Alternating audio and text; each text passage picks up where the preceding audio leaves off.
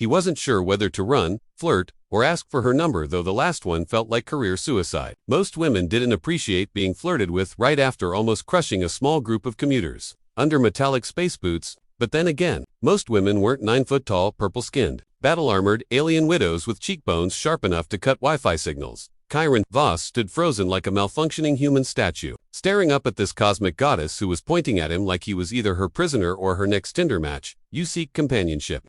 Her voice was smooth, husky, and dangerously confident. "And I seek powerful heirs." Chiron blinked. "Well, most people just ask for coffee first." She squinted her glowing cyan eyes. "What is coffee? Is it stronger than your seed?" He coughed violently. "Wow, okay." That escalated at the speed of light. The alien giantess tilted her head, studying him like a scientist analyzing a suspiciously cute lab mouse. Her armor shimmered as if half alive, energy pulsing through neon lines wrapped across her strategically armored regions. If the word exotic temptation had a living mascot, it was her. "My name is Valeria Xanthi, matriarch of the Fallen Nebula, widow of High Warlord Zarkesh, conqueror of 17 moons. And, are you here to conquer Earth?" She smirked, leaning down closer. "No, I am here to date." She said it like it was the most dangerous word in the galaxy, which, to be fair, wasn't entirely wrong. He gulped. "Do you normally point at potential suitors, like you're about to vaporize them?" "Yes." She nodded confidently. "But only Earth males appear so nervous. On Rigel 5 they usually faint after I flex." That actually made sense. "Well, I can't faint," Chiron said proudly. He fainted 2 seconds later. He woke up on a bench. She was sitting beside him. The bench was fine. The road, however, was not. She had accidentally sat on it. Why does your world keep breaking?" "Maybe," he said weakly, "because you keep stepping on it." She gave him a look. Not a threatening look. Worse, a disappointed look. He instantly felt like he had emotionally let down the galaxy. "So, He tried to recover. "You're here too. Find a partner. Like intergalactic romance." She looked away, dramatically. "My people require strong offspring, but most males are either timid, weak, or emotionally unavailable." She said the last part with clear trauma. He chuckled. "Oh, we've got those here too. We call them dudes who text back 3 days later." She looked intrigued. "Is that an Earth military rank?" He snorted. "Basically, yeah." They sat in silence for a moment. Her, the last royal widow of a cosmic empire, and him, a slightly underpaid, Earth-based software technician, whose last relationship ended because his girlfriend said he had the emotional depth of a potato. He looked up at her. "Why me?" She looked down at him. "Because when I landed, you did not run. You did not scream. You only looked at me, like I was not a monster." He smiled softly. "You're not?" Her voice softened. "Then what am I?" He looked at her. Heart doing suspicious human things. Someone who doesn't want to be alone. It got quiet. Not awkward, quiet, cosmic quiet, like destiny was stalking them both with an interstellar mixtape. Finally, she stood. "Come, you will show me this coffee. It is apparently a ritual." "Kinda, but warning, some humans get emotionally attached after coffee." She grinned. "Good, I am ready for attachment." Chiron paused. "Okay, see, but human attachment usually involves feelings, texting, dependency, emotions, and occasional mating." "Yes, perfect. We go." He sighed. "I have created a problem." She gently scooped him up bridal style, which he protested. Exactly 0% and walked through the stunned city crowd, ignoring smartphones, recording her like she was an Instagram-filtered apocalypse. "Human Chiron," she whispered. "I approve of your pheromones." He blushed. "That is hands down the weirdest and hottest compliment I've ever received." "Good, you shall receive more." Their story was just beginning. She didn't walk into the coffee shop, she made an entrance. The glass door didn't open. It begged for mercy and slid aside. Every customer stopped mid-sip.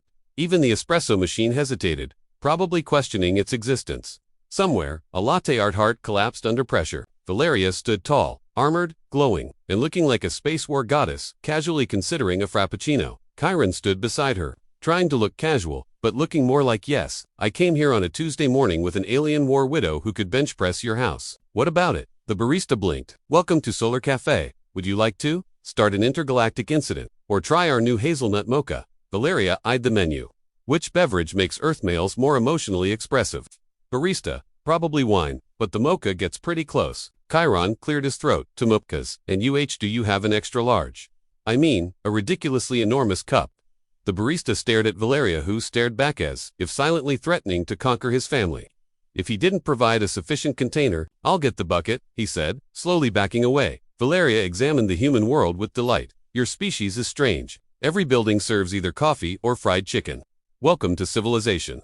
She looked at a couple holding hands nearby. "Ah, courtship ritual. That's just hand-holding." She nodded. "Yes, Humans use physical bonding to display mating intentions to potential rivals, or because they like each other. She squinted. Sentimental, inefficient. I approve. She grabbed his hand, not gently, more like claiming ownership. The couple seated nearby instantly let go of each other. Valeria leaned toward him. Look, they are intimidated by our public display of pre-mating claim. That is by far the most terrifying way anyone has ever said, holding hands. Her eyes softened. Do you not want to? He paused, then squeezed her hand willingly. He didn't tell her that his heart was trying to escape his ribcage, or that he suddenly understood every rom-com ever made. He just smiled. Then she did. The alien equivalent of melting. Her armor dimmed softly, her shoulders relaxed, and her expression became almost shy. You are warm, she said quietly. You're surprisingly gentle. In war, I crush. In peace. She hesitated, searching for words. I have no practice. He looked at her. Then we'll learn.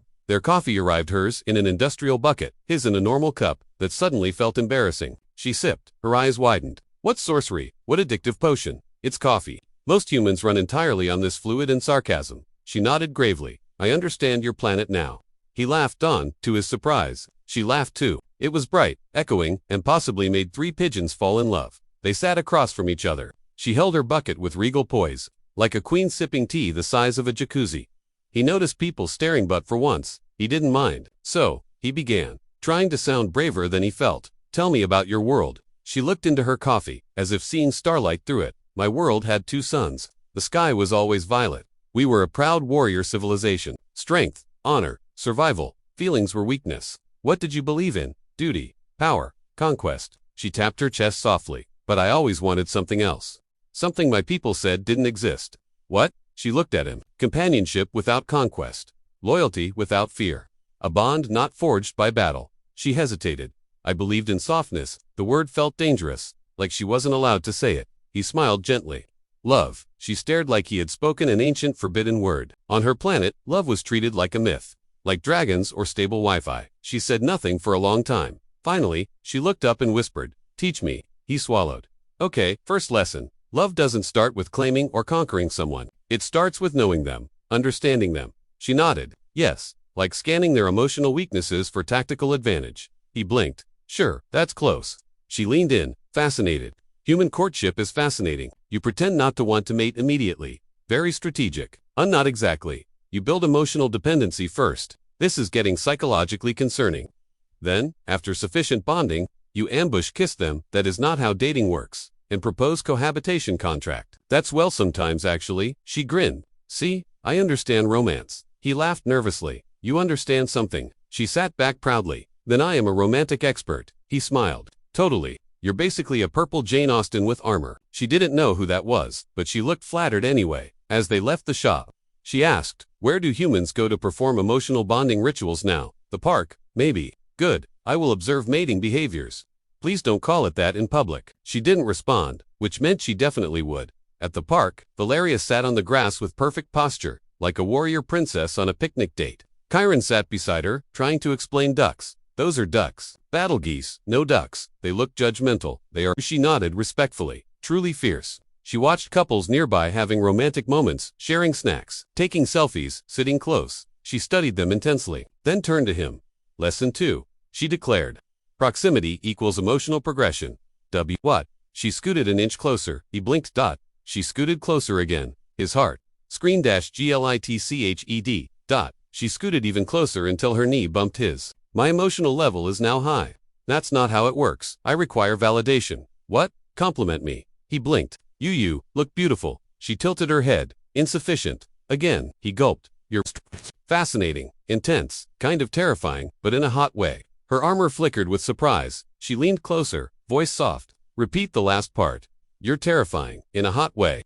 Her alien royal heart made a noise she would never admit was a flutter. She whispered, more. Emotional affirmations increase trust. He inhaled. You're not just a warrior. You're someone who deserves softness. 2. She paused. Emotion hit her like a meteor shower. She whispered, that was not tactical. No, that was human. Silence. Gentle, warm, profound. Then she panicked. I require emotional retreat. She stood up abruptly and walked away. He watched her stop near a tree, talking softly to herself, processing something alien but human, something called vulnerability. After a while, she returned. Her voice was quieter. Human, Chiron, she said slowly. I do not understand this feeling. That's okay. Most humans don't either. She chuckled faintly. Good, we will be confused together. He smiled. Deal. She looked up at the stars beginning to appear, then at him. Chiron, yes. She held out her armored hand. Walk with me, until I understand. He took it. They walked, and for the first time in her life, she did not feel like a conqueror. She felt seen. Their walks became a habit.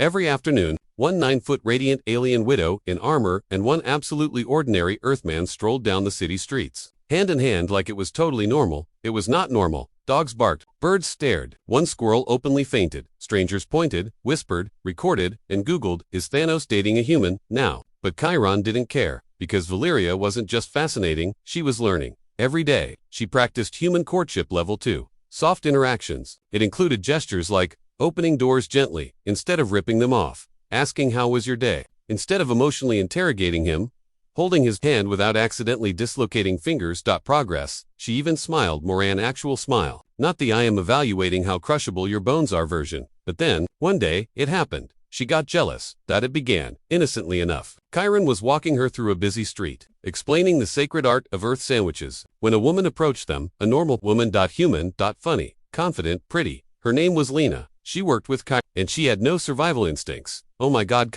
who's your friend? She asked, smiling at Valeria. Friend, Valeria repeated, her eye twitching like a malfunctioning death laser. Chiron gulped. Valeria, this is Lena. We work together. Lena, this is Valeria. She's a new here. Lena grinned. From where? Sweden. Yes, Valeria said coldly. Sweden, East Quadrant, near the twin suns. Lena blinked. Suns. Solar lamps, Chiron blurted. Very bright IKEA lamps. Lena laughed. Well, welcome to Earth, Miss Sweden. Then, the worst thing happened. Lena touched his arm. Valeria froze. Her eyes narrowed in her homeworld. That gentle arm tap was equivalent to a legally binding proposal for warrior cohabitation. She stepped forward. Towering over Lena, your gestures imply claim. Do you challenge my friendly acquaintance? Oh what? She means back off. Chiron whispered. Lena blinked. What? Chiron is your tall Swedish friend threatening me over. I do not threaten, Valeria said, smiling sweetly. Threats are warnings before destruction. I do not warn. Lena slowly stepped back. Chiron stared. Veliard. Jealous. I am not.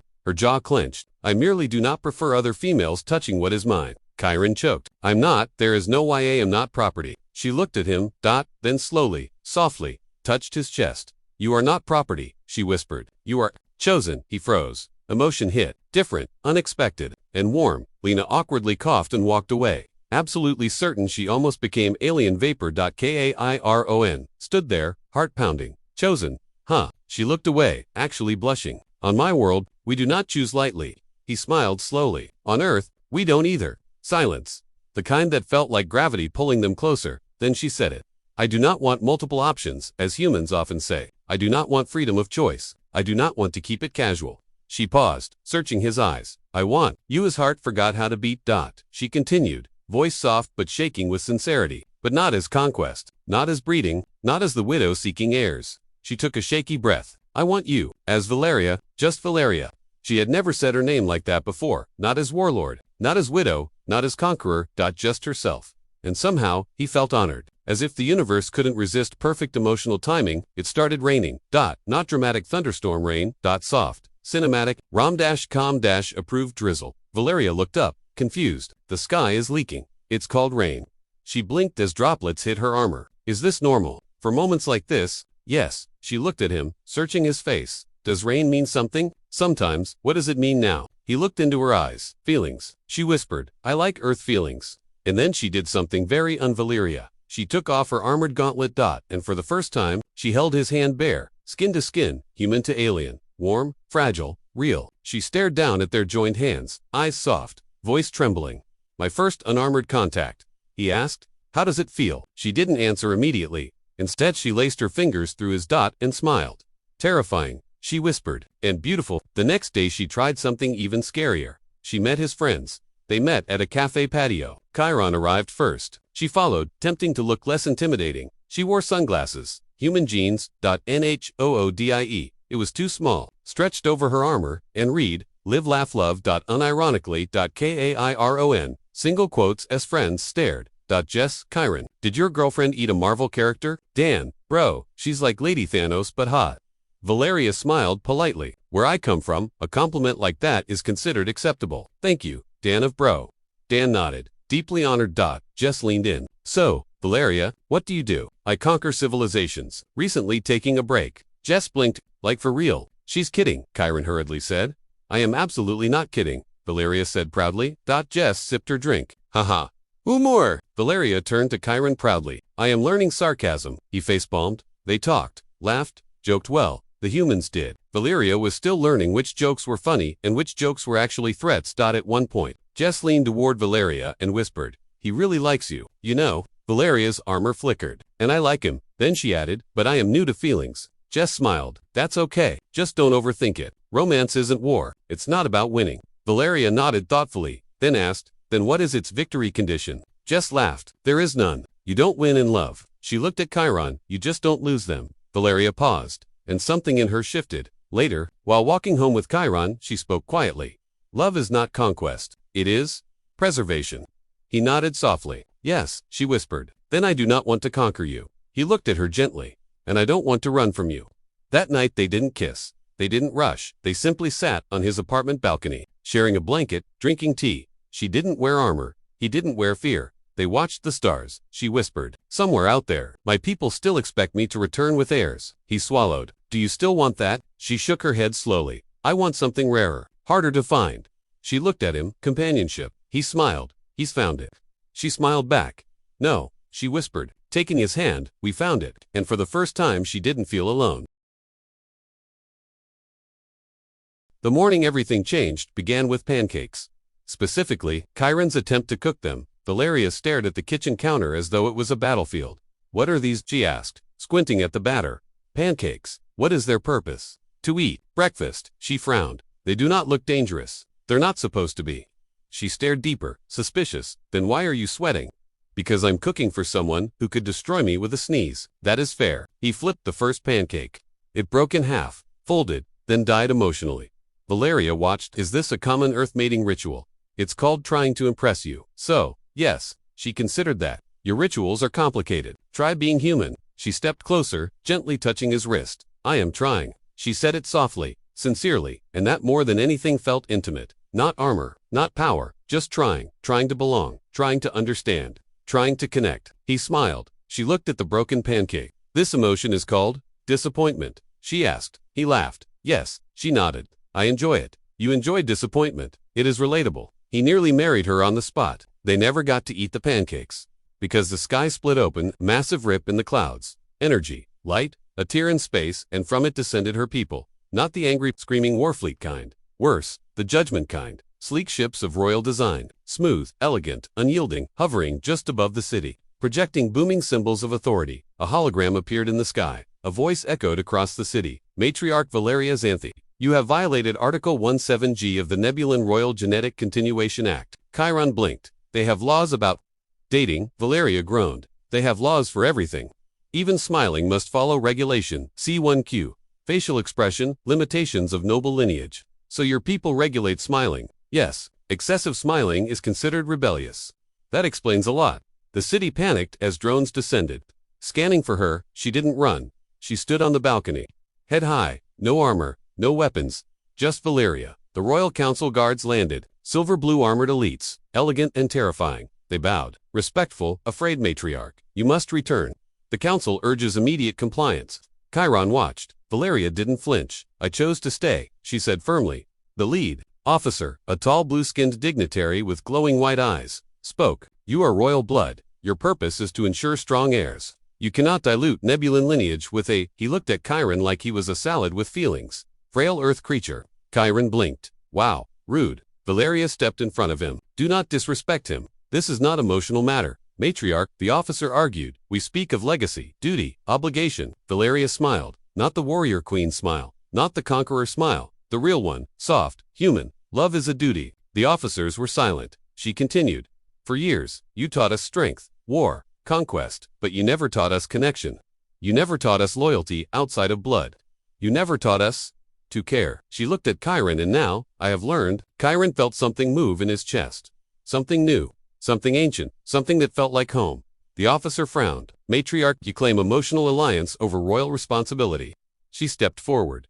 Companionship, she said. The strongest alliance. Silence fell. Even the ships seemed to wait. Then the officer slowly removed his helmet. He looked at Kairon, then at Velyria. And asked softly, "Does he make you feel safe?" She didn't look at her soldiers. She didn't look at the ships. She looked only at him. "Yes," she whispered. "Safe in ways armor never could." That was it. That was the answer. The officer bowed, not to Valeria, but to Chiron. "Then you were chosen." He turned to his soldiers. "Stand down." Her people did not take her away. They returned to the sky. The rift closed. The world was quiet again. Just them on a small balcony, in a small city, under a big sky. Kairon looked at her gently. "So, what happens now?" She stepped toward him, close enough for him to feel her warmth. "I will stay," she whispered. He raised a brow. "Earth is messy, emotional, dramatic. Pancakes are confusing." She smiled. "I like confusing. And love." She laced her fingers through his. "Love," she said slowly, "is a battle I do not wish to win." He nodded. "You just don't want to lose." She smiled. "Not this one." And then, they finally kissed. Not like a conqueror claiming victory, not like royalty fulfilling duty, but like two souls choosing to stay. Choosing to feel, choosing companionship over conquest. Weeks later, a headline appeared online. "Alien royalty dating Earth software, GUI, is love intergalactic now?" Comments. "Finally, humans are getting recognized by the galaxy for something other than climate problems. This is literally Beauty and the Beast, but the Beast is beautiful and purple and might conquer Mars for love. If their kids get both her height and his sarcasm, humanity is doomed." Chiron read it, Valeria read it. She turned to him. "What is sarcasm?" He sipped his coffee. "One of Earth's greatest weapons." She smirked. "Teach me." He smiled and began. That night, he whispered something to her. "You once said, you seek companionship, and I seek powerful heirs. Do you still?" She looked at him thoughtfully. "I still seek companionship," she said. "Powerful heirs." She smirked. "Maybe later."